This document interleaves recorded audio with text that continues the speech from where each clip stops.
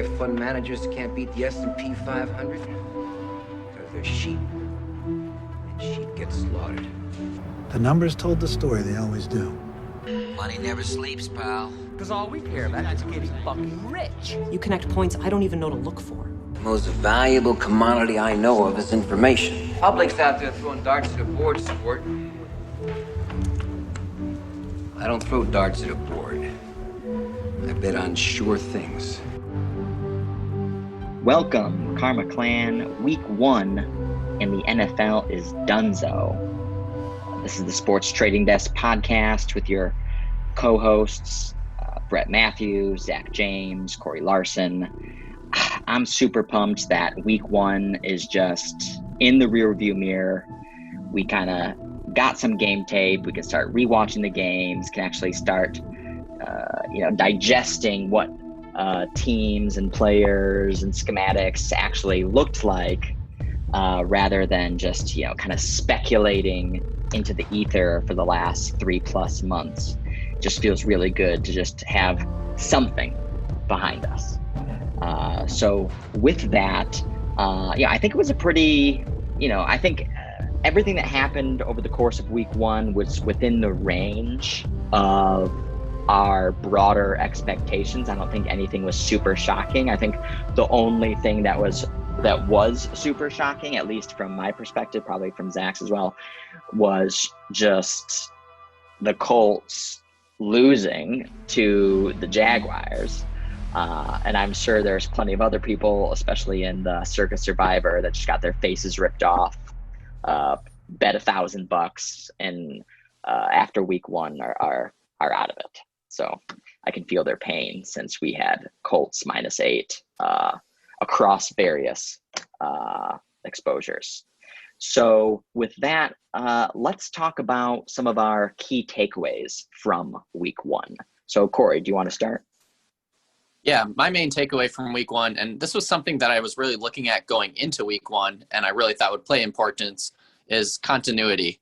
We really stressed that in capping games this week. Teams that had a lot of maybe starters returning on offense or defense, kept their coaching staff, percentage of snaps returned. We looked at those things, and just looking at that now, after seeing the games played out, the teams with better continuity in week 1 went 9-4 straight up and 8-4-1 against the spread. So much to what we thought, it was very validated. And I mean, the top 2 teams in continuity, we just take a look at that. It's the Bills and Chiefs. And I think both those teams really showed it this week. I mean, the Bills maybe not on the scoreboard quite as much, but they definitely handled the Jets pretty easily. And then as well as the Chiefs, they also handled the Texans quite easily as well. So yeah, continuity is something that I think is going to be important, not only this week, but the coming weeks too, to start the season.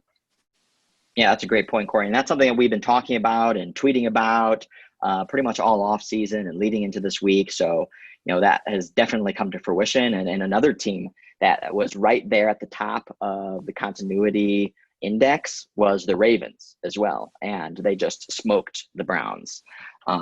So yeah, continuity definitely was a broader driving macro factor in week 1, and probably will continue to have some value over the next few weeks, as long as the market doesn't catch up too much to it. One of the key takeaways I would say is just the injuries that just were piling up across every game pretty much.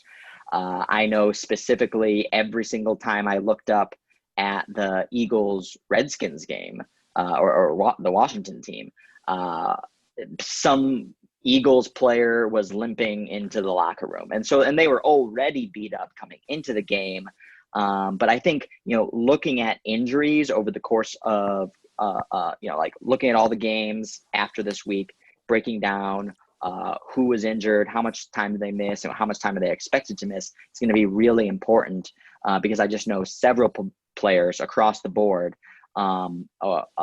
missed significant time in the game. And that was something that we expected would happen, but I think it even exceeded my expectations from what I've seen, but got to take a deeper dive into each game to really determine that. And then another thing that I noticed too was just a lot of teams, like a team that puts a drive together, drives right down the field, scores on that first drive, not indicative at all of how the game is necessarily going to go. So we saw it numerous times of teams that put together a really good drive right in the beginning of the game, looked like they were going to crush, and that didn't happen. Tampa Bay did it. The Niners did it. The Bengals did it. Detroit did it. The Eagles did it. The Eagles were up 17-0. And so just we could see how it took time for a rhythm to come around, for teams to get used to playing on the field again. So that was another kind of takeaway that I had. How about you, Zach? Yeah, actually, so to your injury point, Brett, if you look at it, we had three favorites right out of the gate that really had what we would call some cluster injuries that they outright lost the game. So your 49ers had cluster injuries across the receiver board. They even lost their fourth string wide receiver during the game. And I think in the first half, their wide receivers had a total of like 12 yards catching. It all went to either tight ends or running backs. The Eagles, they lost two starting defensive ends during the game, already lost Miles Sanders and the starting tackle. Detroit, they lost their two best corners during the game. Yeah. So you have three favorites that all lost straight up. And a lot of it was indicative of because of these cluster injuries. So that's something that, we kind of started feeling out as we got closer to game time, which I think really kind of gave us confidence with, I think, the Cardinals and, with the Redskins. But looking ahead to next week, that's something we definitely, want to monitor closely because like the Browns also had another injury to another one of their linebackers. They were already missing three, DBs. So, the injury situation and the depth of each team is kind of harping on Brett's that point. That's kind of my main takeaway is it really is going to come into effect early in the season because the starters barely had any reps because there was no preseason. So the backups had no reps, like in real game time, like efficient with the offense and the defense. So I think it's going to be huge the next couple of weeks, especially. Indeed. So let's now dive into Corey, Zach. So you both are releasing specific reports every week moving forward throughout the course of the season. And I know you had your inaugural reports here in week one. So Corey, tell us about yours, and Zach, tell us about yours, and how did some of your predictions play out? Yeah, so my article was just picking each game against the spread. And I did the write-ups on the first handful of games. And if you just take a look at that, I actually went in my top 5 selections 4-0 with a game tomorrow night still waiting to be played. So take a peek at that if you haven't already. But so a great start there. Yeah, and in mine, I decided to do something a little different that I haven't really seen much of on the market, which is what I'm calling my Sunday Blitz report. And what I'm trying to do is handicap the entire slate against itself so that we can better cherry pick which parts of which game have the most kind of surefire opportunity, whether it's a spread, total, teaser, put it in a parlay, money line, or something else. And so my Blitz report, which is not necessarily a unit, win-loss kind of percentage, what I recommended went 6 wins, 3 losses, 2 pushes, which I'll go over in the article next week. And most impressive, which I'm most proud of, is my game of the week, which was the Raiders-Panthers, hit everything I said was going to hit, which basically why that's important to understand is when I tout something as being a game of the week, what I'm actually really pointing at, and that's just kind of layman's terms, what I'm pointing at is this is how the game script is likely going to go. So if it goes this way and you hit all the facets of this game, it's kind of, you can have 5x return on your investment. So the spread hit, the total hit, the teaser hit, the parlay hit, and the live betting hedging the other way hit. So it's 5 of 5 in the game of the week. So that's just that weekly article come out every Saturday night for your reading pleasure, as it were. Yeah, And that was super impressive. And to everyone listening too, so both Corey and Zach's reports are free for the most part. I believe there's going to be certain components that we don't want to give away in its entirety, but I believe, moving forward, at least for the first few weeks, I think the entire reports will be free, and then maybe a component of them will be locked for just the premium subscribers exclusively. But it's something we're playing around with. But just giving you this preview, you can see just how much actionable info there is in there. And I love the way you described, your game of the week, Zach. Not necessarily like, oh, this is my lock of the week, or this is the game that, bet your whole bankroll on this game. Because that's not our approach. That's not how we do things. We'll never be talking like that. It's more or less, this is the game that you have the most conviction in with respect to how you think all the variables will come together. And if they do come together that way, then it's like a domino effect of all these things will be happening based on those variables happening. So I think that is super cool. And then obviously Corey, kind of releasing his first product here with the Bet Karma crew, just absolutely crushing it. And then as we come together here collectively, just really, trying to provide you guys all with some great information over the course of the season. So our core sportfolio, our top 5 picks, again, we'll pick 5 games every week. We'll be allocating approximately 1% to return 1%, keeping that risk level at a minimum.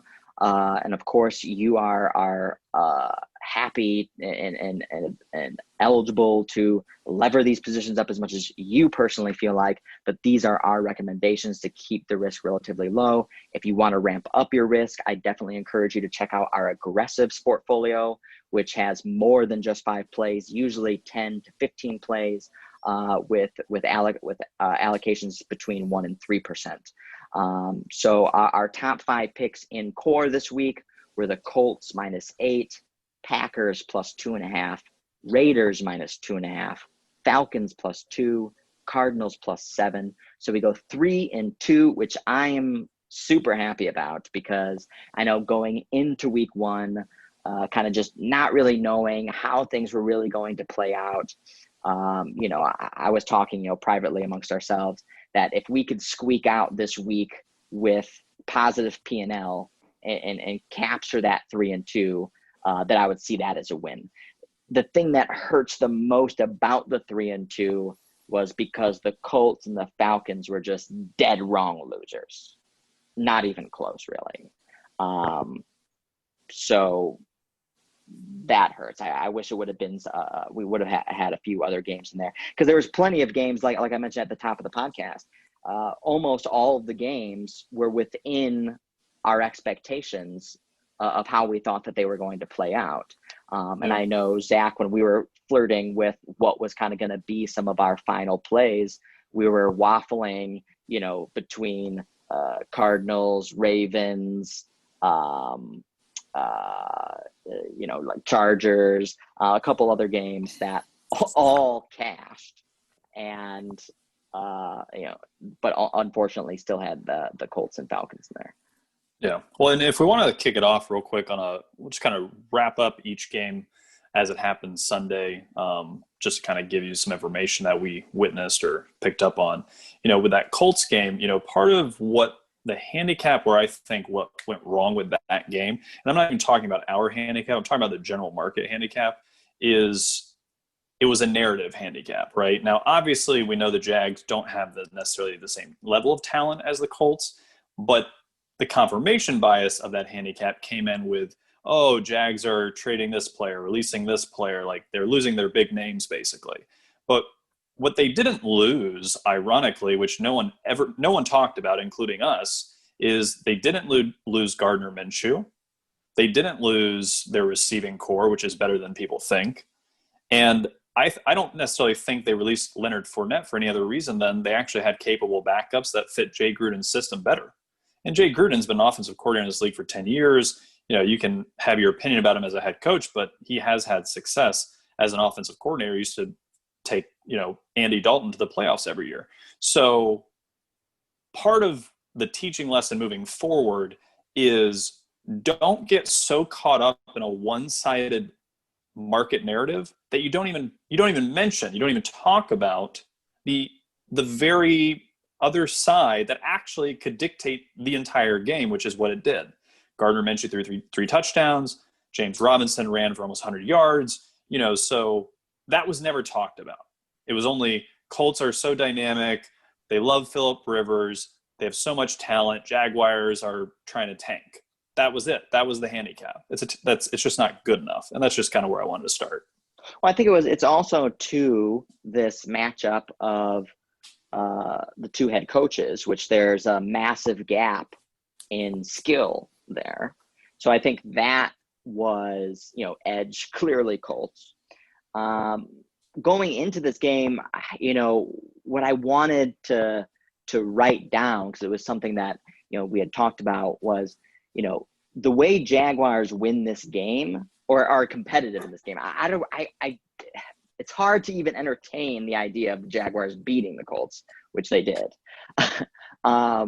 is if Gardner Minshew outperforms Phillip Rivers, in which he did. But beyond that, in fact, I think the number one reason really the Colts really lost this game was obviously Rivers, committed bonehead turnovers, as he does, has a history of doing. But other than that, he actually had some really great numbers in this game. But more so just how the Colts defense got carved up. That is what surprised me the most. That is not what I had even included in some sort of alternative handicap of this game. Do you have any thoughts on this, Corey?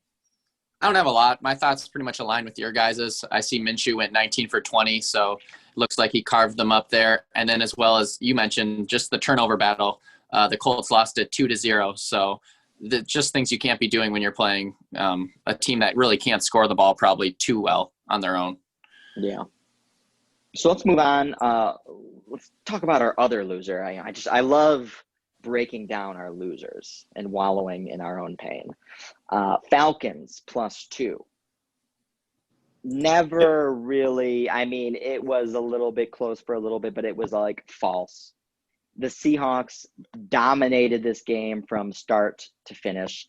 In typical Falcons fashion, they, scored some points and they racked up a bunch of yards and, had 3 wide receivers with over 100 yards and double-digit catches, great fantasy options.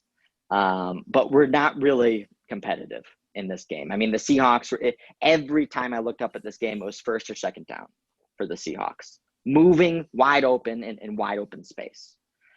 This was a vintage Russell Wilson game. Yeah, and real quick, so it was actually more than vintage Russell Wilson because I think they threw it 38 times and 35 times and only ran it 20 times. So this is the kind of game script that, is kind of like let Russ cook, I guess, has been trending. They did. They let Russ take over. I think he was 10 of 10 to start the game with 2 touchdowns. So basically he was unstoppable. And, imagine when he gets Josh Gordon back. Holy crap. So if that happens. But with this game, one thing that coming into this season, I think we're a little higher on the Falcons than we should have been defensively. Now, when they're healthier, they're capable of slowing teams down, but they're still not very good, no matter how healthy they are. So the issue is last year they were terrible, maybe the worst defense the first half of the season, and then became like top 10 defense the second half of the season, right? So which defense are they? Well, they're probably a mixture of both. So you're going to get what you got today on the bad end. You'll get some solid performance on the other end, but they're basically 15 to 20th ranked defense. Like that's what they probably really are.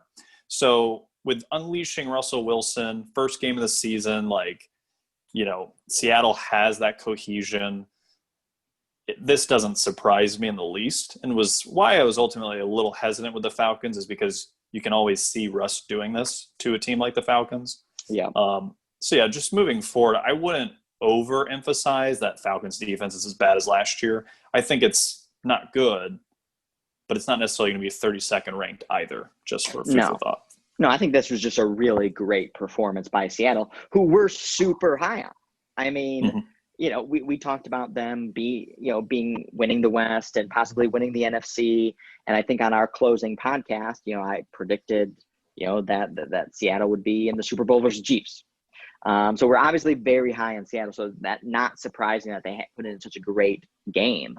I think it's just disappointing that it made its way into this portfolio, especially because, the Falcons have a history of just starting seasons off slow. And, I think that should have come into our handicap a little bit more than it did. And then also very surprising leading up into kickoff. I mean, money just pouring in on the Falcons. So, they opened, like +2.5, +2, and then what? They closed -1.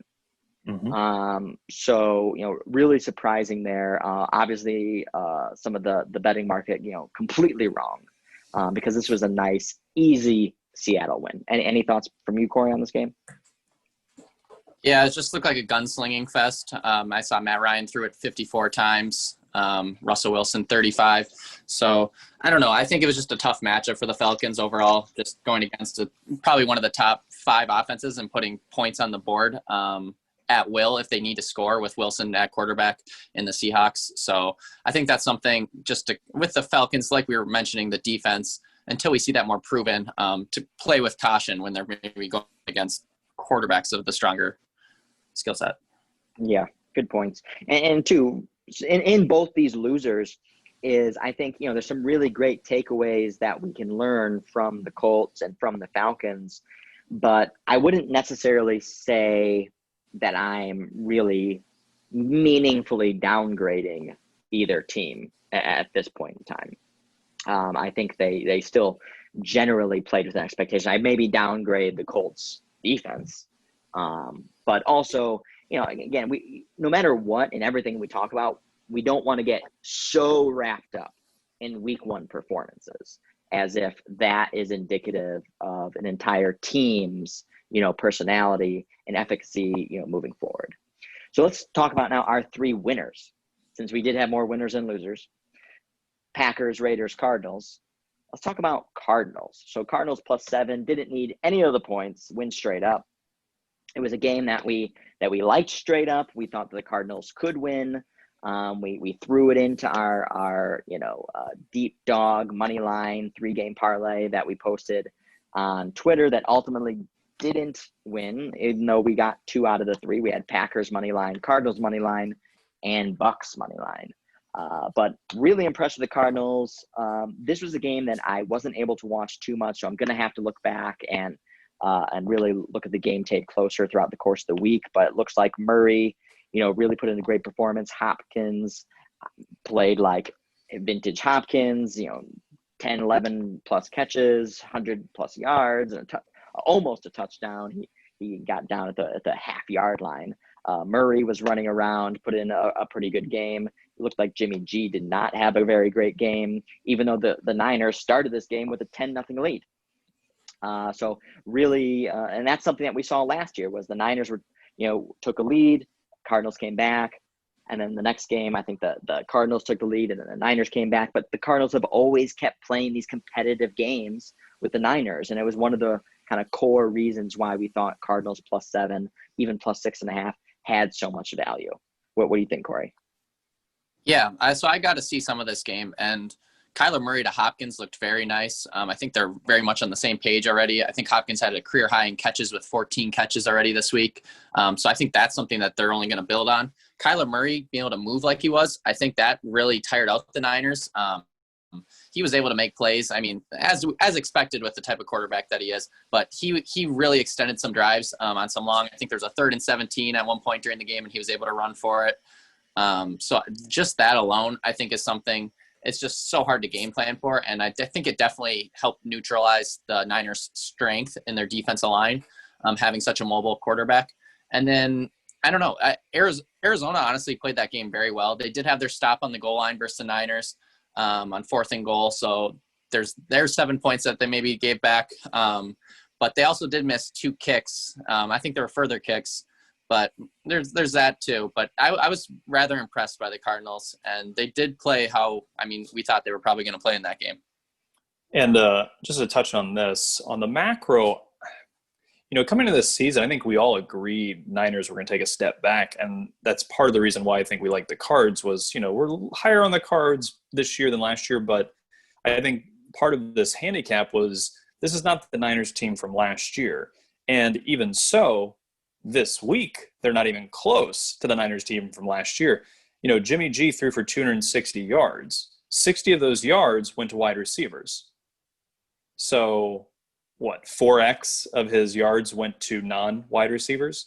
I mean, that's how much cluster injury is really affecting this team's ability to perform at a high level, even against an Arizona defense. So that's something definitely to monitor for next week, because, at some point the gimmicks run out when I know you can't go down the field, throw 25-yard passes. So just something to remember for moving forward.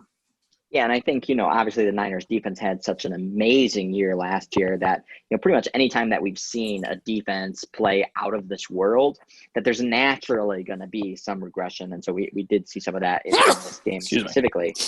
And then I think George Kittle also got knocked out of this game, either midway through, or I don't know if he came back or not. Again, something I'll have to look at. Yeah, I think he came back, yeah. Okay. So I know he obviously missed at least some time, and I don't know how gimpy he might be, but again, something that we'll have to look at as well. But yeah, I mean, Niners missing, most of their starting wide receivers is going to be critical, not even including, just the permanent loss of Emmanuel Sanders, who played a critical role for them last year.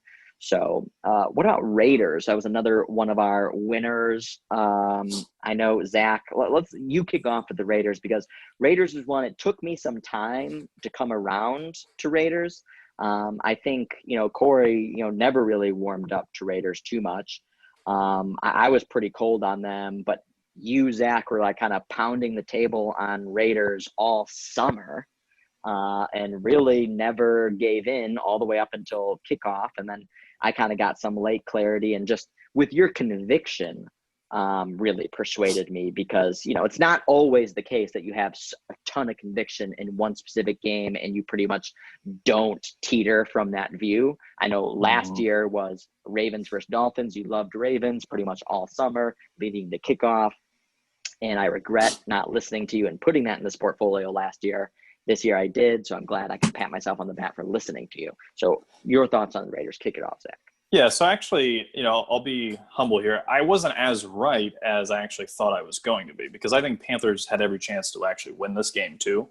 And that's a testament to part of the handicap, which is Panthers offense was going to be better than anyone thought, and that the Raiders defense is still not very good. So, if my game of the week, if you read the article, basically said, the best play in this game was the over. The second best was the Raiders to cover when it was 1-3. I wouldn't do much more than 3. But even at 3, putting it a field goal game, you needed something a little fluky for it not to hit, which almost did happen too.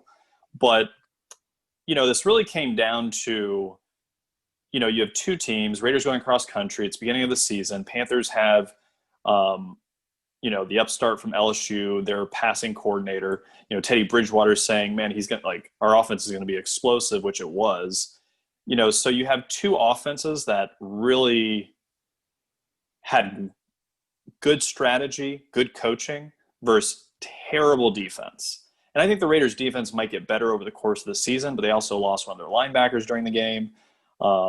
Carolina lost their starting cornerback during the game. So, these defenses are a bunch of half of them are second stringers on any other team in the NFL. So this was an easy game to kind of predict that you're going to get a lot of points, a lot of volatility. And I think the more, proven team and head coach Gruden was going to pull it out, which is essentially what happened. But it easily could have probably gone the Panthers' way too, if they just made one or two more plays. So. Yeah, I do agree with that. I mean, the Raiders defense got really torn apart. There was a bunch of talk in the offseason about how the Raiders defense did not upgrade, even though with some of the key additions that they brought onto the team. And I thought that the Raiders defense would be better. And who knows, maybe obviously it still could be. But this was not a good showing by the Raiders defense. But the Raiders offense definitely did move up and down the field pretty much all game long. But I wouldn't necessarily get too excited about that because I think the Panthers probably have the worst defense in the NFL.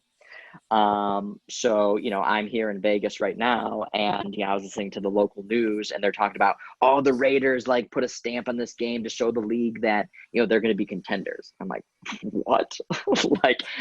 I'm not going that far at all. I mean, they barely beat probably one of the worst teams in the league. So, congratulations to Las Vegas for their first win as being the Vegas Raiders. But yeah, it was not a resounding win. But the Raiders were, I feel like, clearly the better team. But I was impressed with Bridgewater, McCaffrey. Again, even no matter how many players I want to throw at him, the dude still squeaks by and makes room for himself and speeds past people. So, I mean, I think he's clearly the best running back in the league, especially with so much going against him. Doesn't even have a good offensive line. So really impressed there. Did you have any key takeaways here, Corey? Because I know you weren't too high on the Raiders going in. Right. I ended up leaning Raiders. I started the week leaning Panthers. Never really a game I took much look into, deeply considered, I guess. And I actually didn't see too much of this game, so I really can't say too much right now. Yeah, well, that's actually true too. Just even about the broader market consensus this was a very low volume picked game in both Circa and Super Contest, which I like because this was one that Zach had been talking about all summer, and so it was always in contention of being a top 5 pick, if not a top 3 pick for us. And the fact that it really didn't fall on anybody else's radar, that's what I like to see. Well, and real quick, Brett, to finish on that is, it kind of reminds me of when you're looking at a college football slate is, the kind of like Austin P versus Central Arkansas. It's the NFL slate, your top 70% of games, everyone is betting, everyone has an opinion about. There's always like those bottom 30% games that people are just either scared that, who cares? Panthers suck, Raiders suck, who cares? Like, no, these teams care. Like, they're going to put in an effort. So, especially week 1. So those are the games that you can really find some value because no one else is even really taking the time to really dig into them. And the books probably don't even really care about those games because they know they're not going to get a lot of action on it. All right, good stuff. So let's move on to our last pick, the Packers. So this was a game that all 3 of us really liked pretty much throughout the summer and leading into week 1. We didn't really waver that much. I had some, we always want to, when there's so much consensus, it always makes me a little nervous when, Corey's super confident, Zach, you're super confident, I'm super confident. We listen to podcasts, we talk to other handicappers, they're super confident. I'm like, all right, wait, why are we all so confident here? Like now I'm less confident. And so I really tried to think about, all right, why would someone bet the Vikings? And so I'm trying to think of reasons for the Vikings, all right, Kirk Cousins, he had a good year last year. Got to give him that. I think he had a better year than Rodgers. They still have Dalvin Cook. Madison is a backup. The defense got totally ripped apart and turned over, but they still got, strong safeties, strong linebackers, even though the defensive line is ripped up and cornerbacks were ripped up. And Rodgers hasn't always been, the same Rodgers. There's a lot of handicappers out there who are still, I feel like, handicapping Rodgers like vintage 2010 Rodgers. And that's just, not the case. Still has, a dearth of talent at wide receiver.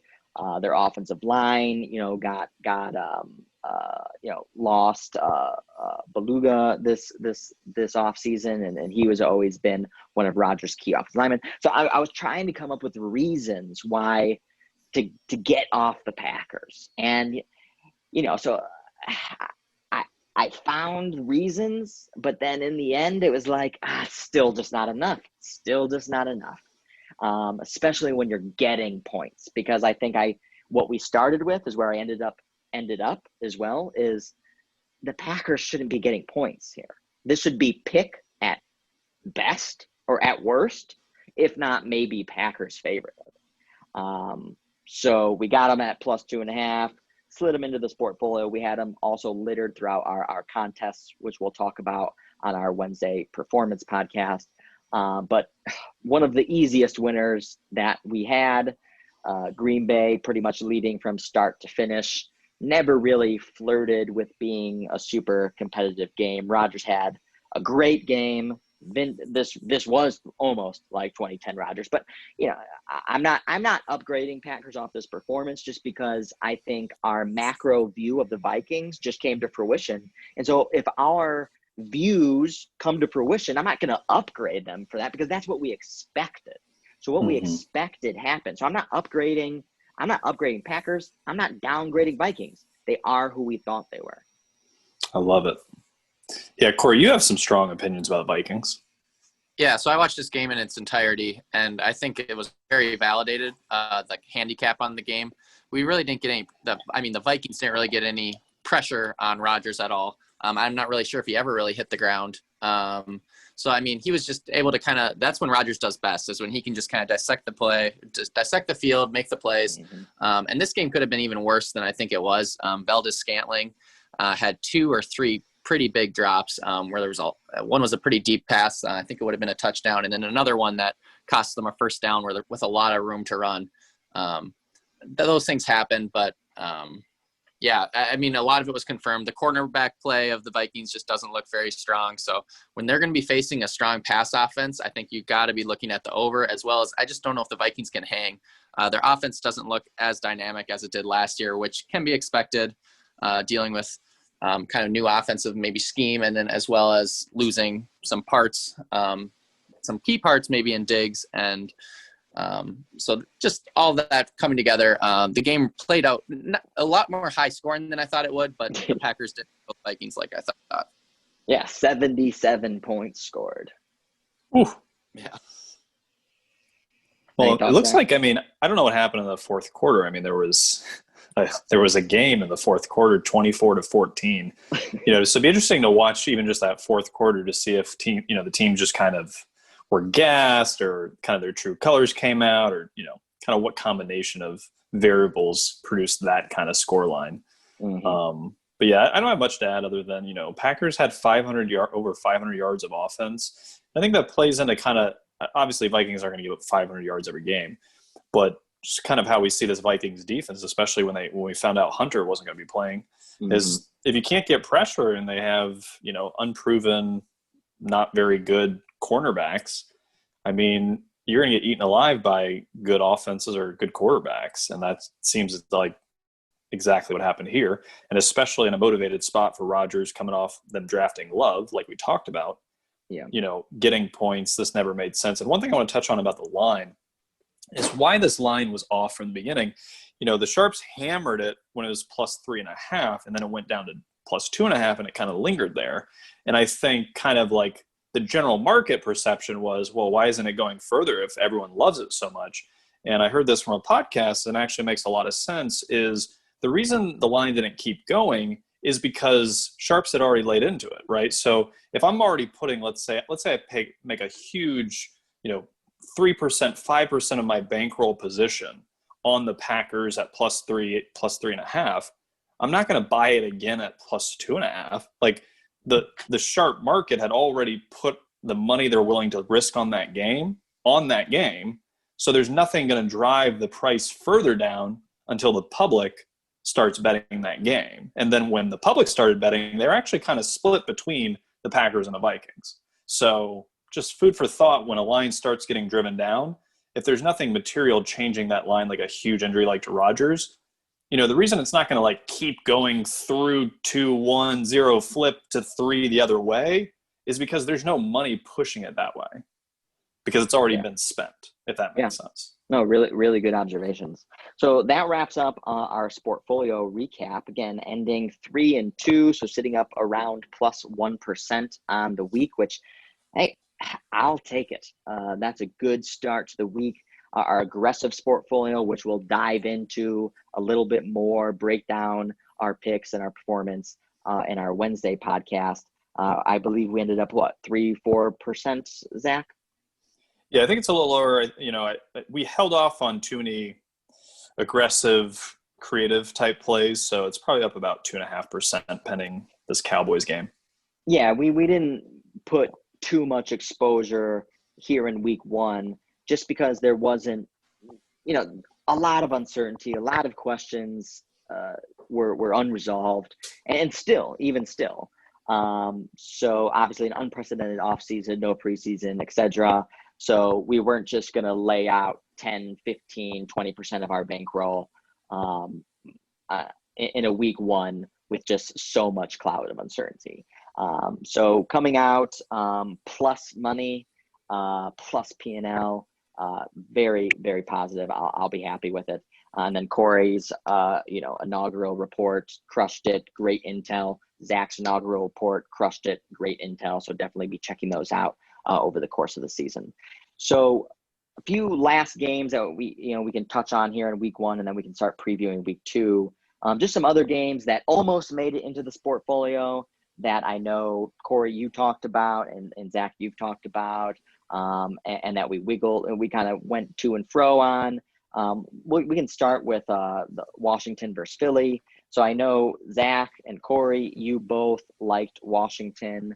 I was basically the one kind of blocking it from really getting any more momentum within the Sportfolio. I just, didn't see what there was to like about Washington. And when Philadelphia was up 17-0, I was feeling very vindicated. And nonetheless, perhaps to your surprise, I still feel vindicated because, the Eagles obviously had injuries already going into the game, which I knew and was comfortable with. But, oh man, they just got torn apart in this game. And I don't think what Washington showed their strong suits were the things that we knew, and was even for any reason why you would ever lean Washington was obviously they're going to have a strong defensive front, and going up against a banged up Philly offensive line, that could pose problems. And then more offensive linemen started going down, and then exacerbating the problem, Washington getting 8 sacks. But the thing is I thought, this offense is putrid, and that they're really not going to really put up any meaningful amount of points. Now, they scored 27, but the thing is they did not put together one single drive more than 50 yards. So their longest drive was 13 plays for 48 yards. That was their longest drive. So, there was obviously, they lost a turnover battle 3-0. So they got a field goal after a 20-yard drive, another field goal after a 26-yard drive, a touchdown after a 20-yard drive, and then another touchdown after a 45-yard drive. So, they were put in great positions. Now, hey, they gained some yards and were able to put points on the board. So definitely got to give them credit for that. But I think this game was just a total shit show that if a few things don't go the way they did, the Eagles blow Washington out. But I'll hand it over to you guys, since I know hear some of your thoughts on it. And again, I didn't really watch too much of this. Again, like I mentioned, every time I looked up, there was an Eagles player limping into the locker room. So this is definitely something I'll have to look back on. But just looking at the box score, nothing I really like about Washington's offense. We knew they had a great defensive line. That came to fruition. But yeah, what do you guys think? Do you feel vindicated? Is this what you expected and wanted to see? Take it away. Real quick, yes and no. To me, the handicap was always, would this game play into Washington's hands? Not that would Washington dominate this game, right? So I think obviously, the injuries to the Eagles only strengthened the resolve around why I thought Washington was the only play to make. And then obviously in the game, that got compounded to the point where Washington scored 27 unanswered points. So, it's the real truth is Washington is probably closer to the 17-0 type team than the 27-17 type team when they're playing a fully manned, ready to go 8-8 or better team. So, I don't raise Washington after this game for sure. I think they are what we thought they were. I think the Eagles are just like so many cluster injuries. Like you don't know what they are because they're so banged up. Like we saw last year, they're going to have games where they'll figure it out, but it's going to be a one-trick pony, like passes to Dallas Goedert all day. Like that's going to be it. So, yeah, I would say yes and no as well. Obviously, the Washington football team won the turnover battle 3-0. So, I mean, you can't ever predict that entirely in a handicap, and especially with a quarterback like Haskins versus Wentz, you would think more times than not the Eagles are going to be the team winning that turnover battle. So that did not go their case today. But, I mean, I look at the box score, and, I mean, the Washington had 8 sacks. I mean, they held the Eagles to only 4 yards per play. They themselves only had 3.4 yards per play. So I think that was a lot of the cap, though. Getting the 5.5, 6 points in a very maybe low-scoring game is just very valuable. Looking at the yardage, the Eagles just didn't move the ball very well either. Yeah, they're banged up. But I think Washington, when you're going to maybe give them close to a full entire touchdown, I think they're going to be a team that I'm going to be looking to play on quite a bit until maybe the market catches up on them, because I think this defense is a top 10 defense in the league, and I think they will be able to keep some games close and sloppy. This game looks very, very sloppy on paper. I'll have to go back and watch it. I didn't see any of it, but I think it did play out how I thought it would, though a lot of the breaks did go our way in that handicap. Mm-hmm. Yeah, and I think that, I totally agree. The Washington probably does have top 10 defense and probably has a top 2 or 3 front 4. It's just, man, the secondary, not great. And I mean, I think this offense is really bad. But nonetheless, I mean, if you give them, if they only have to move 20 yards to score, then they could probably get the job done. So any other games that you guys want to touch on? I know we flirted a little bit with Ravens. I know, Zach, especially as that line came down to 7, we were just talking about, we were looking at the continuity factor. We were just looking at one of the things we wanted to prioritize is good head coaching, good offensive line, good run game, and that kind of Baltimore, won all 3 of those components in this matchup. And then also just like, a rookie head coach versus Harbaugh, and then betting, just Ravens week 1 is just never good betting against them. So, it was like one of those things we kind of liked the Browns like earlier in the summer, but as we got closer to kickoff, then it was like Browns was a no-go. And it was good. Was it Ravens or no Ravens? And ultimately did not make its way in, and I'm super regretting that, because this was one of the easier kind of case closed wins. In fact, there was a few drives by the Browns that looked like 2019 Browns coached by Freddie Kitchens. I think they did a fake punt early in the game when they were only losing like 10-6 or something like that on their own 30-yard line that had no chance. And just really just like swung the momentum. Yeah. I didn't watch this game, but I read an article kind of breaking down how the game flow came about.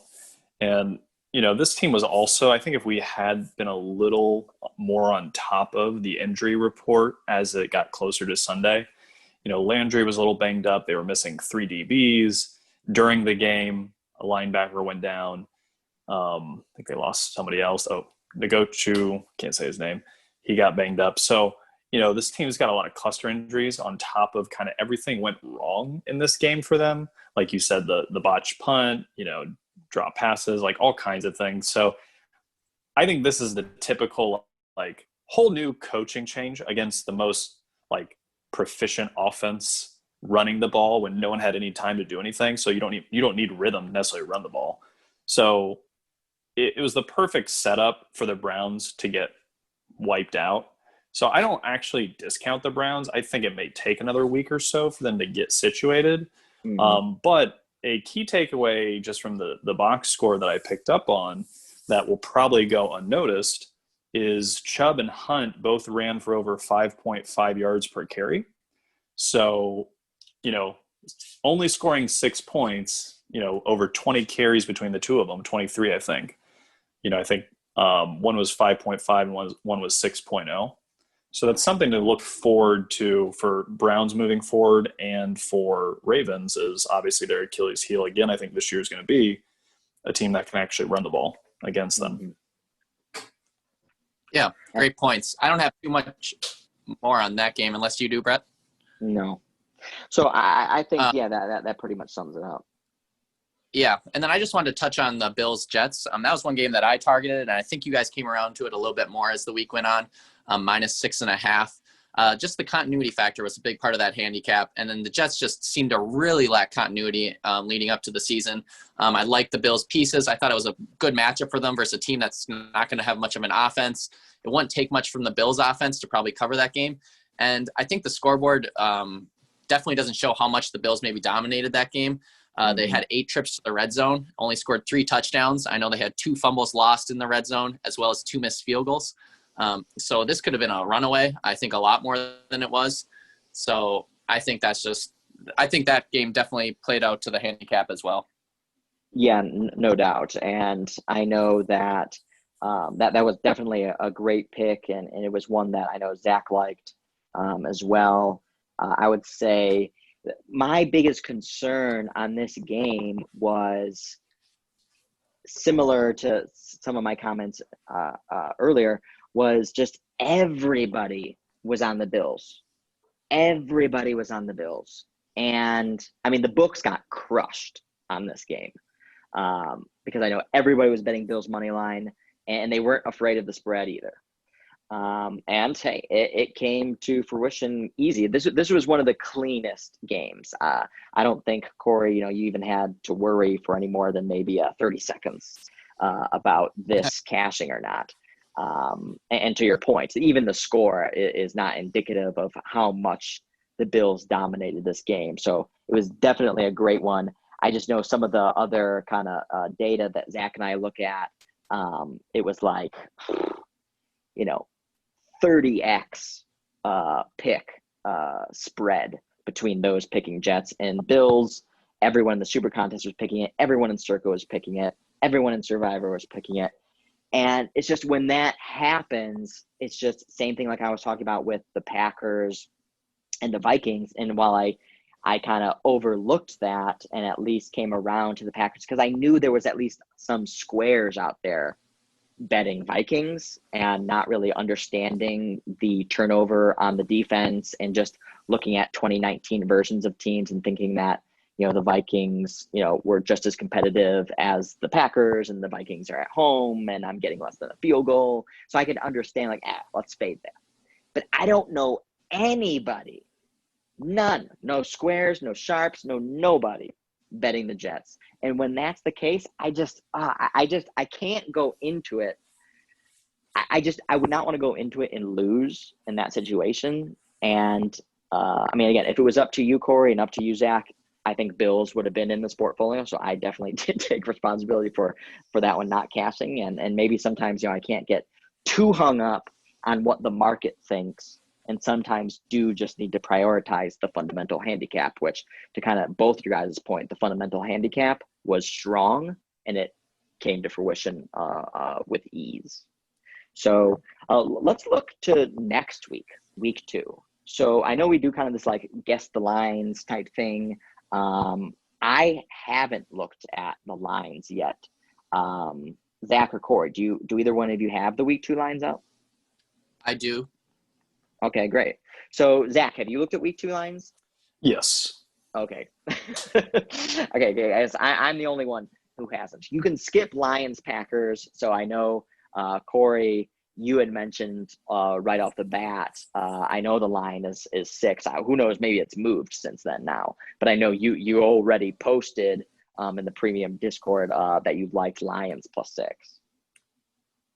Yeah, that line's actually opened back up at 5.5, so slight value, but nothing to talk about too much. But I still like it. Well, and you, I was gonna say you posted that prior to these games. So is that something you still like, given what you saw today?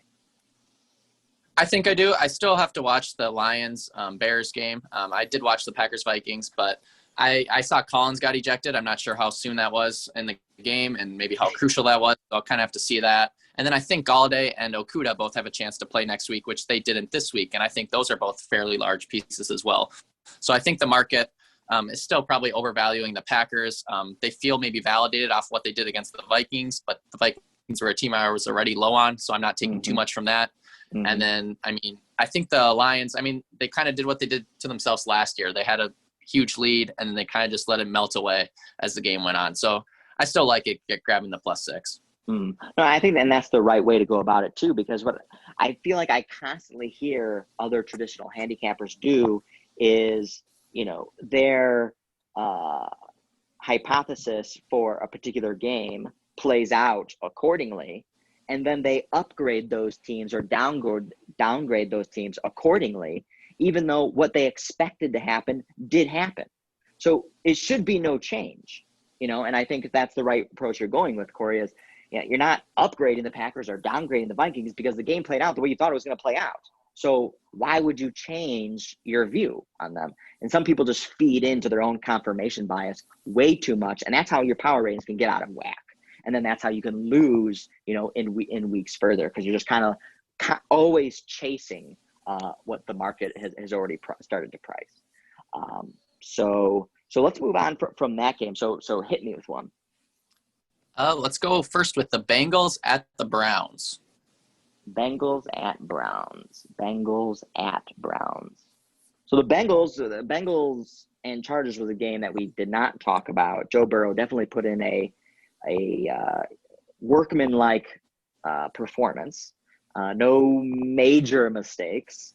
And Chargers looked like shit, even though they won. So I'm going to say, and obviously the Browns didn't look great. I'll say Browns -5. Very close. Browns -6. And this line actually was 7.5 before the games were played today. Wow. So people definitely down the Browns or upgraded the Bengals. I'm thinking it's more downgrading of the Browns, but and like I said, it's worth. I think, monitor the Browns injury report, because if this team is healthy, this game versus the Ravens really was a perfect storm of everything going wrong for the Browns. And the Bengals, played a terrible Chargers offense, and they could have won and they didn't, and Zach Taylor used his third timeout at the 6.5 minute mark in the game on offense in a 3-point game. I've never seen a coach use his last timeout on offense down 3 with 6.5 minutes left in his own field. Like there's no, so that's the level of coaching that we're dealing with Zach Taylor is, what are you doing? So, just two brains of that game just to consider as you handicap it through the week. But it is a Thursday game, right, Corey? Correct. Yep. Yeah, and there's a massive dichotomy here, too, between you have a rookie head coach in Kevin Stefanski playing John Harbaugh on week 1, one of the best teams in the league on the road, now going back home playing one of the worst coaches in the league and a team that is tons of – so I know the Bengals also got beat up as well. So I know Geno Atkins missed the game. I know DJ Reader twisted his knee. I know they lost another one of their starting offensive linemen. So again, as we talked about at the beginning of the podcast, tons of injuries. We all need to catch up on them and make sure we incorporate them into our handicaps accordingly. But the Bengals, who are already beat up, got even more beat up.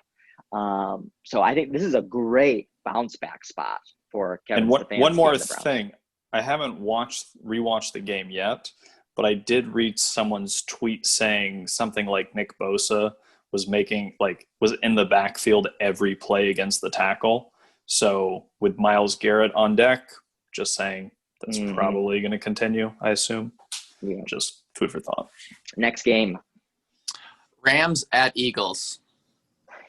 So Rams Cowboys not off yet here. So I think there probably could still be some movement. And so you said this is Rams at Eagles? Correct. I'll say Eagles -2.5. So it was -3.5, but that was before today's games and maybe some of the injuries the Eagles incorporated. And the Rams are looking right now versus the Cowboys.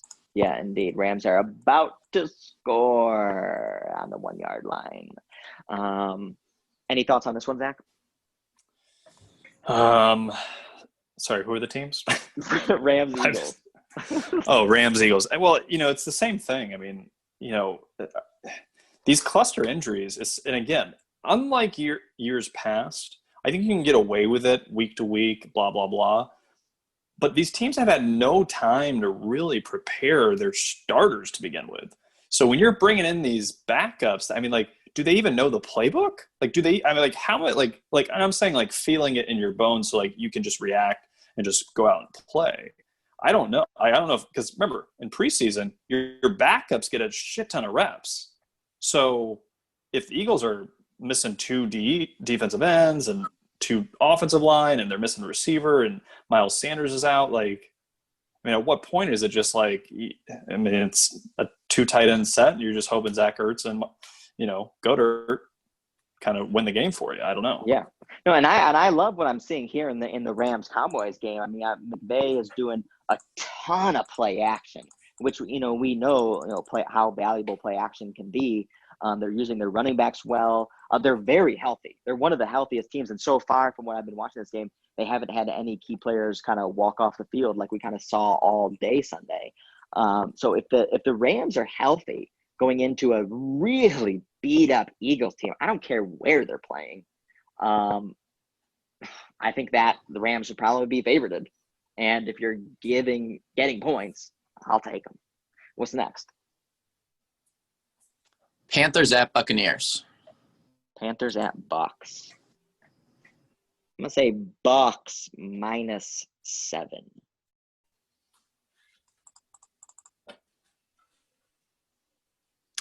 -8.5.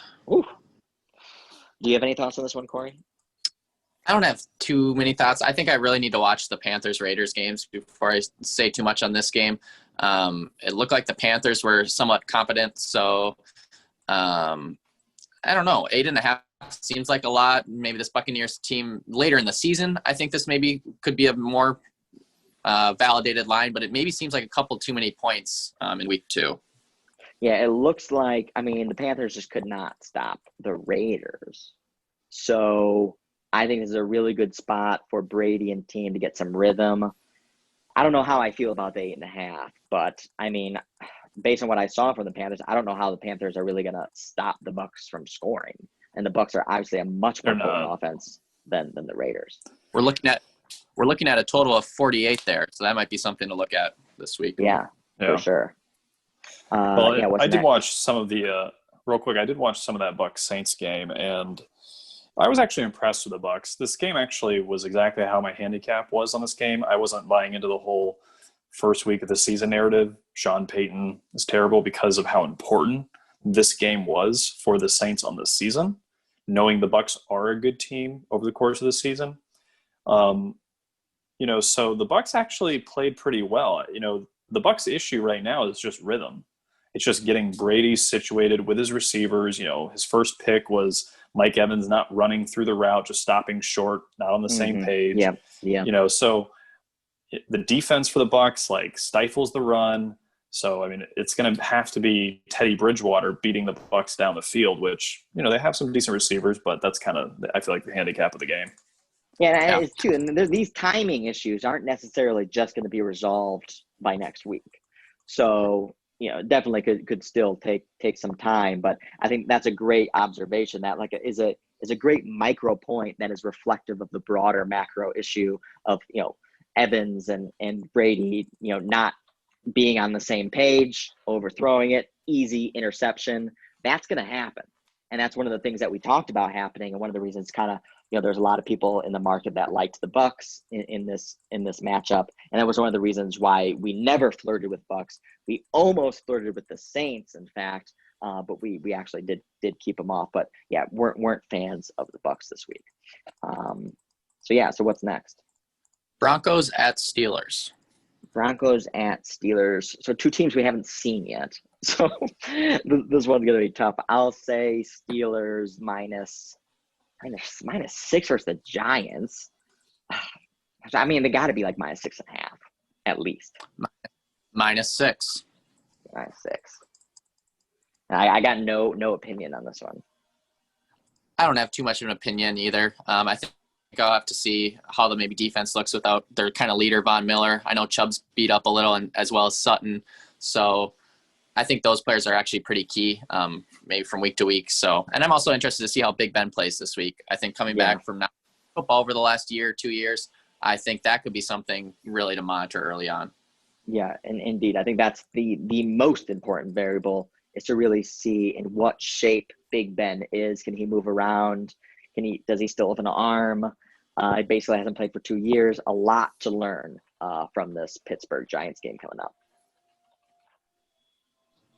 Yeah. Should we move on, or do you got anything on that one? What's next? Oh, move on. Falcons at Cowboys. Falcons at Cowboys. I'll say Cowboys -3.5. Because the market doesn't like Falcons. So, I mean, I'll say Cowboys -4. So this was before the games were played today, because the Cowboys are still playing tonight, but it was -6.5. Wow. Man, I knew the market didn't like the Falcons, but Jesus. I wouldn't be too surprised, honestly, if it opens back up. Just the fact that it was at that before the games, I think they're going to – I mean, people's maybe opinion of the Falcons even went down. Maybe the market's general opinion went down. And I think the Cowboys, maybe just looking at the score right now, might generally stay the same. So I wouldn't be surprised if it opened up where it was before the game. But I agree with you. I definitely would lean Falcons at 6.5. Yeah. What about you, Zach? Yeah, no, I think Falcons is the right side because, Cowboys have the late game on the West Coast, have to go back to the East, to Texas. So they lose a little bit of time. And, I got to rewatch the Falcons game, but, I got to believe their defense healthy this year is not nearly as bad as letting Russell Wilson do whatever he wants to them. And part of it was game script. I mean, Seattle went for it on 4th and 4 and got a touchdown, Yeah. So they really put an emphasis on letting Russ kind of like open things up. And I think that probably caught the Falcons unprepared on top of it being the first week. So I don't think that's going to happen. Cowboys are still going to want to run Zeke and be balanced offense. So you're not going to get 38 points out of the Cowboys, in my opinion. Yeah, I think that's on target. Yeah, so we'll start take a look at the next game. We got the Niners at the Jets. Ooh, man, the Jets probably looked like one of the worst teams that we saw this week. Again, didn't watch too much of the Cards-Niners. That's one I'll have to definitely take a closer look at. But I'm going to say it's at Jets. Correct. So I'll say Niners minus a touchdown. 6.5. Yeah. Any thoughts from you guys? I think the same. So both teams, I think, have cluster injuries. But the issue is 49ers have a much better coach. Much better coach. Much better defense. Much and better so, defense. and Le'Veon Bell is banged up. Not that that means a ton, but I mean, is Frank Gore going to tear it up? I mean, he could. He surprises you when you least AP expect did it. today. Yeah. So if it's under 7, there's no way you can take the Jets. So the question is, do you take the Niners? And I think actually you probably consider it.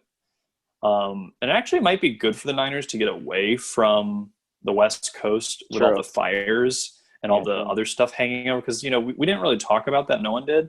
But, with the fires going on, just like when the hurricane was in Houston, it actually really affects teams psyche and mentality because they have family and friends. Their house is there, so no one was talking about it, but I think we should have been, and that should have been part of our Arizona handicap. So going east, I think actually might be a net benefit because for 2 days they'll be lasered in. True. Yeah, and that's a good point too. You want to make sure you try to capture this whole handicap because even though we were right about the Cardinals, it actually should have made us even more confident about the Cardinals. And so just, making sure we want to try to capture all these dynamics. What are you going to say, Corey? Yeah, so the three things here, I guess you could call them the three C's. Coaching, the Niners way better. Culture, I think right now the Niners definitely have a winning culture just off of last season. The Jets have just had a very losing culture. I think this is a great bounce back spot for the Niners. And then continuity. We're looking at the Niners, a top 5 continuity team, and the Jets in the bottom 10. So I think this is a great spot to possibly play the Niners if those cluster injuries aren't too big of an issue. Mm-hmm. No, Fire it up. points. Let's Great bet it. points. Is it under 7? Let's do it now. No. All right, next game. Great points, though. Bills at Dolphins. I didn't hate what I saw from the Dolphins today. Got to watch that one closer though too, because I was kind of just only peeking at it. I'll say Bills minus 3.5. It is Bills minus 4. I don't love that. I don't either. I think this game could be, sloppy when you have Fitzpatrick, you have Josh Allen. So I don't know. 4 seems a little aggressive. I think the Dolphins, to what I saw, played the Patriots fairly tough. I know they had a turnover in the end zone late in the game that would have maybe backdoor cover, but wow. I can't strong lean on that either. Yeah, and remember, part of my handicap why I was never on the Dolphins week 1 was because Are you going to talk about how you said Fitzpatrick could throw 3 picks? Well, I did say that. Did he throw 3 picks? You did say that. How many picks did he throw? He did? 3. Oh, my God. Where's my beach? Just kidding. I thought that's exactly what you were going to say. Oh, no, actually, I forgot I even said that. But why I definitely wasn't on the Dolphins and then came around and was on the Patriots at minus 7 was because Belichick had an entire offseason, like we know, to prepare for Ryan Fitzpatrick and that offense. And I know they lost 4 players on defense, but so does Bill Belichick, right? So if there's anyone in the world who you would put faith in to get it together and figure it out, having a whole offseason to do it, it would be against a team that, in my opinion, is still not that good. So a lot of this Dolphins love this season, to me, is off the back end of last year when the Dolphins surprised some people down the stretch. Colts were on a 3rd-string quarterback. They got a win versus the Bengals. To me, they're not that good. They're a 4 or 5 win team regardless of anything. So, there's a lot of variables to me where it's either Patriots or bust. And going into this next game, I think that narrative should be the opposite. And that's why I don't think you could take the Bills in this spot is the Dolphins were in the worst spot they could have been to start the season, more or less, versus Bill Belichick, having a whole offseason, Fitzpatrick's mom just passing away. Well, now that's all over. Now it's on to the Bills. Now a team that's less dynamic, still good, still strong, but I think Dolphins probably have a better chance to be competitive. True. Next game. Yeah, next game we're looking at the Vikings at the Colts. Ooh. I think this line is probably going to be somewhat competitive, but I feel like I'm going to like Colts. Is it Colts minus 3? You're right on. Yeah, I would say I like Colts. Yeah. I'm scared of this Colts defense. I hope that they just didn't sleep well or weren't prepared or looking past the Jags. I'm really going to have to watch this one again because Minshew has put in good performances. We saw it last year, but he also has put in terrible performances. So, it's not out of character for him to have a good game. But, oh man, this one really pains me because like so many other people bet with $1,000 that the Colts would not lose. I did not see a meaningful scenario where the Colts would lose straight up. I could see a competitive game. I could see it, but not lose straight up. And I always just feel really disoriented and disturbed when, when I'm that off. Yeah. Well, real quick, Brett, I think, it's what I mentioned earlier in the podcast is I think why the market was off on the Colts specifically was the complete neglect of the offensive side of the ball for the Jaguars. We know the defense isn't going to be very good this year. We know the head coach isn't very good, but Jay Gruden is an underrated offensive coordinator game planner, just like John Gruden. John Gruden's a great offensive game planner. He's not necessarily the best head coach, but if we conflate the two, like, oh, because you're not good at X, then you're definitely not good at Y. Well, that's not being honest. That's not being true to where people's strengths are. You're like Jason Garrett. Jason Garrett may be a better coordinator than he is a head coach. So you can't just say he's a terrible head coach, so he's going to be a terrible coordinator. So I think, to give you some kind of like less heat on your back, I think it was just a neglect of us really seeing all sides of the potential of this game. And I think the neglect of Jaguars offense is what it was. No, I think that's absolutely right. Corey, I'm definitely. What's your thoughts on this one? Because I know obviously all three of us are collectively bearish on the Vikings. Zach and I were pretty bullish on the Colts. I know you like the Colts, but probably not as much as Zach and I did. So what's your thoughts on this? Yeah. Here's the thing. I think this line's going to come back to 2.5. So I think if you want the Colts, you can definitely get it under the 3. I don't know. I don't have a strong take on it, honestly. I power rate the game out to -3. And I really have to watch that Colts game, I think, in more detail to see what was lacking, if it was more the Jags or the Colts. I mean, as you guys mentioned, the defense just not really being there. Because, I mean, the Vikings do have an offense that can move the ball with Cousins and Cook.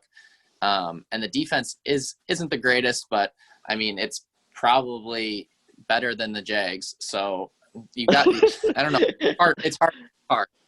And one more thing on the Colts, Marlon Mack looks like he tore his Achilles in the first half. And so he was averaging like 7 yards a carry before he got hurt. And, I know Jonathan Taylor gets a lot of buzz and Hines, so they have running backs that can do the job. But I think in that game, that may have also kind of thrown things out the window a little bit because expectations changed.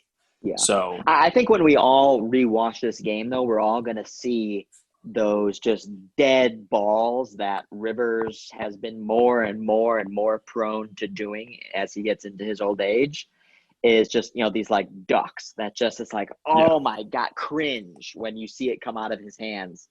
And I think this loss probably falls maybe more so on Rivers than it does on the defense, because the Jags defense is bad and the offense was only able to put up 20 points, even though they put up a ton of yards. I think the Colts outgained the Jags by 200 yards. Yeah. And so it just comes down to ill-timed turnovers, and Phillip Rivers got to be smarter than that. But he's 39. He's not going to get any smarter. No. So well, and one more note, not to be a Colts apologist, but T.Y. Hilton did say publicly that he basically missed 2 balls, one of which was, I think, a touchdown. So, like, he kind of blames himself for the loss in a way, like not entirely, but you know what I'm saying? So just food for thought that I think the team is going to kind of rally regardless of what, if they win the line or not next week. Yeah. I know we haven't gotten to him yet, but I'm very curious to see how the market has upgraded the Jags in the next matchup. So, next game, Corey. Giants at Bears. Giants at Bears. So we haven't seen the Giants yet. I mean, we didn't really talk a lot about the Bears-Lions game, but I'm not upgrading the Bears. Hell no. And I'm not really downgrading the Lions. I mean, Lions lost I might downgrade Lions based on injuries, so we're going to have to look at that. But, we really liked the Lions over the course of the offseason. I think we still do from a macro perspective. But the one thing that we noted that could crumble this entire macro view is Coach Patricia, who is the weakest link in the organization. And I think that showed itself again in this game. Now, Mitch Trubisky played a terrible game, played a great fourth quarter. And so I can't take that necessarily away from him. I think Lions it's a game I'll definitely watch. Lions ran out of players. Yeah, they ran out of defensive backs for sure. Collins got ejected too. So Coleman, their top 3 cornerbacks: Coleman, Trufant left the game. Okudah didn't play. So Mitch Trubisky should have had a great game, and he didn't. And real quick, I'll let Corey take this game. I just want to point out, I forgot to mention, Bills, back to that Bills-Dolphins game, Bills had 2 starting linebackers and one of their reserve linebackers all leave the game during the Jets game because of injury. So just something to monitor. Yeah, big. So I guess my prediction for this game will be Jets or Giants minus. It's in New York, you said, Corey? It's in Chicago. Oh, in Chicago. I'll say Bears minus 3. Bears minus 5.5. Oh, that's too much. Oof. That's too. I mean, unless the Giants look like shit versus the Steelers, even if they do, I mean, if they at least show flashes, 5.5. That sounds like that's dumb. Right. Bears are a team that play everyone close. It kind of seems like. Yeah, well, first of all, I mean, they were getting blown out by the Lions. Well, and if DeAndre Swift catches the ball that hits him in the chest in the end zone, They the Bears lose. Yeah, they So, should have lost. They should have yes. lost, no doubt. There's 5 different ways they should have lost. So yes, they should have lost. Yeah. Should we take a look at the next game? Yes. Jags at Titans. All right, so here we go. Jags Titans, they've always played each other like one of them blows the other one out. So we haven't seen the Titans play yet, but wait, where did you say this one is? Tennessee or Jags? Tennessee. Tennessee. So I'll say Tennessee minus 5.5, minus 6. Oh, your first one, you're pretty far off. Minus 11. That's before we see that. That was prior to the Jags playing the Colts, though, to be fair. So it's probably going to open up lower, but. Wow. That's crazy. I mean, Minshew. Well, I mean, I guess it does make sense. I mean, the Colts were minus 8 on the road versus them. Right. Yeah, true. So, yeah. I mean, it seems still like a little bit too high, but so that would be the highest line we've seen this year. Right. A division game? Ooh, yeah. Yeah, that. And again, I mean, Minshew's not – I mean, where do you have Minshew ranked? 20th? I mean, he's not trash. He's solid. He can run. You know what he reminds me of? He reminds me of the not Harvard young version of Fitzmagic. Like the hillbilly he's the West UGA Virginia version. Yeah, he's the exactly. It's kind of what he is. So I think like Fitzpatrick's career, he's not going to end up being a starter for 12 straight years, but like he'll be a starter a couple years. He'll be in the league. Yeah, he'll be in the league for 10 years. Like he'll just be around and get starting gigs and win some playoff games or something. Yeah. All right. So what's the next game? Washington at the Cardinals. I'll say Cards. This is a tough one. I mean, I think the market's upgrading probably both these teams. The market is. I'm not really upgrading Cards, and I'm not upgrading Washington because I think they both played according to expectation. I'll say Cards 4.5. Cards minus 6.5. Man. That's a lot. That is a lot. No, I don't feel strongly one way or the other because I really need to watch both these games, assess the injuries. It sounds like Cards came out of it relatively healthy. I mean, Murray can run around a lot more so than Wentz could. Right. So he might be able to be a lot more elusive with this defensive line. Again, kind of to my cap in this past week was he kind of neutralized San Francisco's defensive line. So I think it could be a lot of the same. Great point. Let's take a look at the Ravens at Texans. Ravens minus 7.5. Ravens minus 6.5. I'll say I like Ravens under a touchdown. I mean, I didn't like what I saw from Texans. I mean, again, just bad head coaching, bad play calling, bad decision making, and you see the exact opposite of those things from Baltimore. So Texans defense is questionable. Ravens defense put in a good performance. Browns seem like they're still have components of being dysfunctional. I think the Texans are also dysfunctional. So I could see this playing out between a blend of what happened in KC, Texans, and Browns, Ravens. Real quick. Yeah. I actually, it's going to be hard because the market's going to probably slam dunk all over the Ravens. I actually liked what I saw from Houston's defense, ironically, that first game. I actually thought it was going to be much worse than that. Now, granted, it wasn't good, and the Chiefs were not amazing either. But the Chiefs were just so methodical and had so much speed that it's almost like no defense would be able to stop that. Like if Mahomes is on target with just the game plan and the speed and the rhythm and like just getting their team in rhythm, like it's just like I actually thought they did pretty well. They stopped Hilaire on goal line every time, no problem. So yeah, that's true. And I kind of like their back end. I thought they played actually pretty decently down the field. So if they can stop the run at all, Houston's going to want to run the ball. Hopefully they try to throw it deep a few times now that Earl Thomas isn't on the team. Kind of stretch that defense a little bit. Yeah, I could. But like I said, Ravens are giving up 5.7 yards a carry versus the Browns. So if Houston can run the ball, get a little bit of a lead. Yeah, maybe.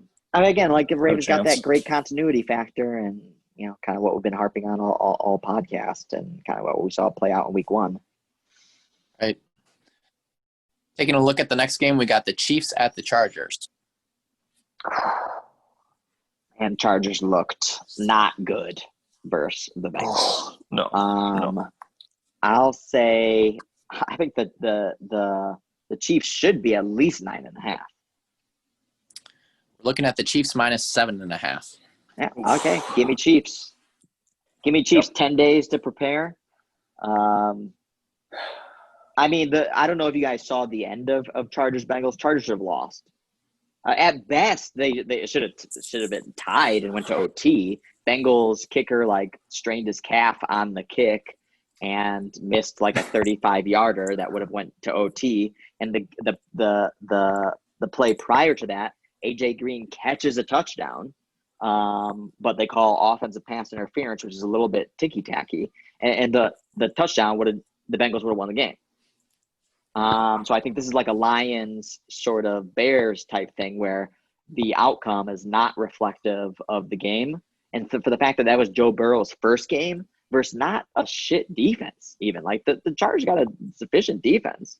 So I think he was put in a good performance, but obviously Patrick Mahomes in this offense, and again, 10 days to prepare for it.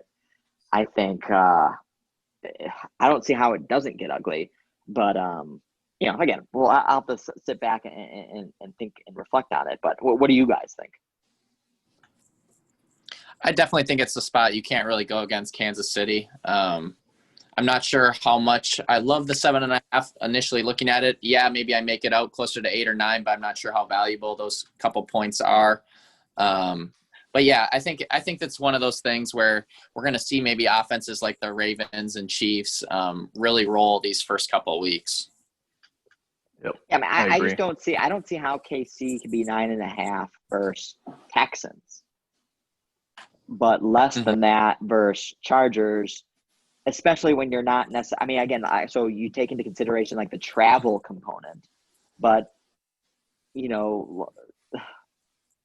there's no home field advantage outside of the travel component. Right. So I don't know where the extra 2 points is coming from. Yeah, and real quick, one thing to point out real quick, these 10 days off these Thursday is, huge this early in the season because, these teams their game plan from week 1 to week 2, how much does it evolve? Is there really any time for these coaches to do much more than all right, we're going to add 2 plays this week, guys? If it's not in there, if they're not ready to roll with this shit that came out week 1, this offense was putrid versus the Cincinnati Bengals. How is this offense going to be well, now we got Tyrod Taylor comfortable. He was throwing 50% completion percentage. Let's roll out the big guns, guys. I Man, think to this Corey's is a point, miserable Bengals defense, and the fact that they could not move up and down the field is couldn't do anything, and they couldn't run the ball. They couldn't do anything. So, Right. Next. Taking a look at the next game, we got the Patriots at the Seahawks. I'm going to say Seahawks -3, although I think it should probably be, I guess, 2.5, 3. No, I'll say 3. I'll say a flat 3. Looking at -4. Wow. Not impressed by the Patriots, which I didn't really watch that game that close, so I will have to take a look at it myself. But obviously the Seahawks looked super strong. Do we know when Josh Gordon is he coming back, or anyone seen any? I don't know. I think probably not until week 4. I think he might be he's on a suspension list. Yeah, gotcha. As usual. Do you have any thoughts on this one, Corey? Not a whole lot. I think that Patriots defense is still as solid as it has been in the past. So you're paying for that 4 is a lot steeper than it may be versus other teams. And Seattle likes to play a lot of teams close. For sure. My initial lean would want to be Seattle, but I don't know if I could do it at -4. Probably ways. Quick note on the Seattle game.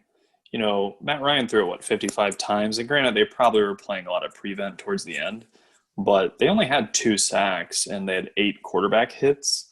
So, it doesn't seem like, based on the volume of passing that was happening and abandoning the run, there wasn't a lot of pressure. And Matt Ryan threw for 400 yards. So, just Cam Newton's obviously not that, but if they're not going to pressure Cam Newton, then he can kind of pick a spot and run the ball and do all kinds of stuff.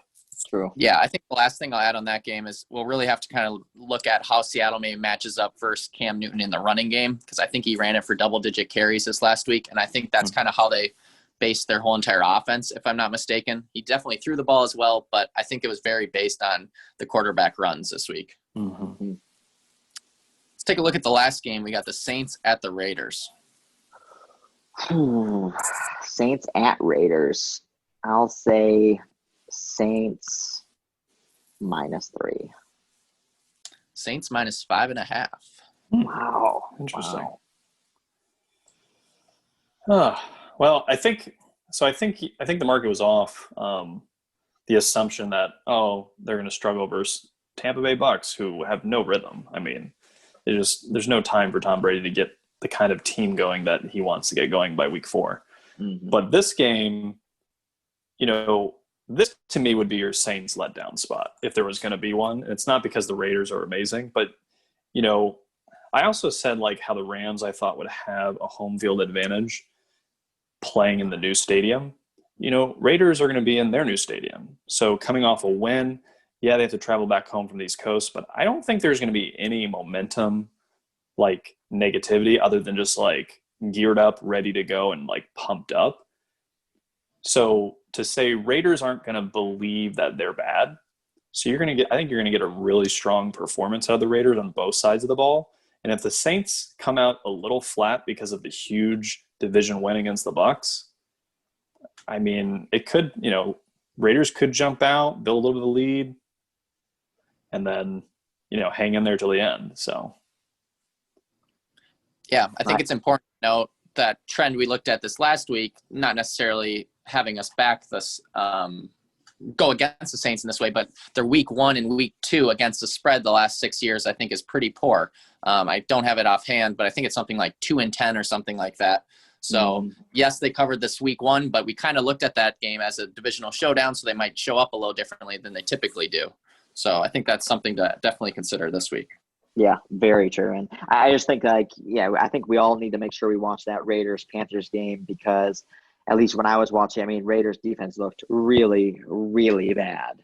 And if that's the case, maybe the Saints can put in a good performance. But yeah, sometimes when the Saints are off on the West Coast, they don't necessarily put in a strong offensive performance, even when they have played subpar teams. So, but yeah, that's good. Yeah. Real quick, one more thing on that is, I think part of Sean Payton's losing early in the season is an extension of getting his team kind of in the right place rather than let's push us and do the wrong thing. So this actually might be a game where if I'm Sean Payton, based on his history, that he may not even give a shit if they actually win this game. It's, it's the other conference. It's completely meaningless to their playoff record. The last 2 years, they were 13-3. So, like, if there's a game, like, and they're probably still going to win, even if they don't completely show up. So is this a game where he wants to make sure everyone's in the right place and make sure that everyone knows what they're doing and, whatever that is? I think that's a good possibility. Well, that is a good observation. So yeah, good stuff, guys. We went a little bit longer, as has been the case all of last season. But there was a lot to cover here in week 1, a lot to digest. We're going to look at a lot of game tape so we can come into week 2 fully prepared and give you all some great information, some great handicaps. Be on the lookout for Corey and Zach's weekly reports on the Bet Karma website, and subscribe to Premium NFL package to get access to our Sportfolio and some of our other premium picks, including our aggressive Sportfolio, which again returned 40% last year. So that wraps it up. Thanks for listening, and that's the closing bell.